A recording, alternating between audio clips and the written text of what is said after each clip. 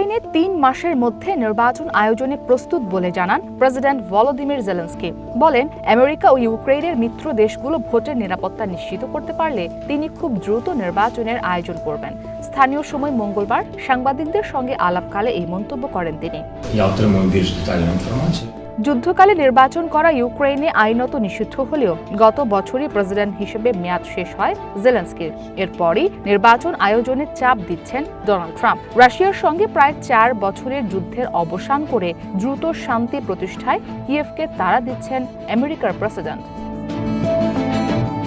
American সংবাদ মাধ্যম পলিটিকোতে president ট্রাম্পের একটি সাক্ষাৎকার গতকাল প্রকাশিত হয়। সাক্ষাৎকারে ট্রাম্প বলেন, দেশটিতে এখন নির্বাচন আয়োজনের গুরুত্বপূর্ণ সময়, কিন্তু ইউক্রেন সরকার যুদ্ধের অজুহাত দিয়ে নির্বাচন এড়ানোর চেষ্টা করছে। তারা গণতন্ত্রের কথা বলে, কিন্তু এক পর্যায়ে যে তা আর গণতন্ত্র থাকে না বলে মন্তব্য করেন ডোনাল্ড ট্রাম্প। এ সময় যুদ্ধ থামাতে ইউরোপের ভূমিকা নিয়ে সমালোচনা করেন আমেরিকার প্রেসিডেন্ট।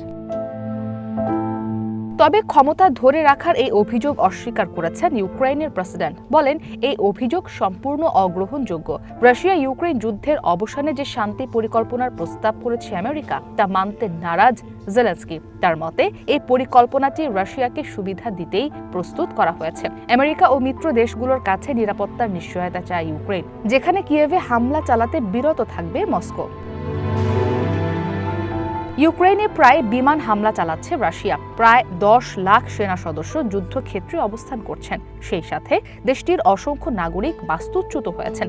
এছাড়া ইউক্রেনের ১/৫ এলাকা রাশিয়ার দখলে থাকায় সেসব এলাকার মানুষের ভোট দেয়া নিয়ে অনিশ্চয়তা তৈরি হয়েছে।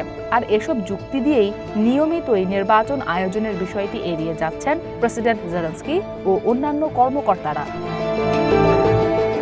একটি জনমত জরিপে দেখা যায়, ইউক্রেনের নাগরিকরা যুদ্ধকালীন নির্বাচন বিরোধী, কিন্তু ২০১৯ সালের জাতীয় নির্বাচনের পর থেকে অপরিবর্তিত রাজনৈতিক পরিসরে নতুন নেতৃত্ব দেখতে চান তারা।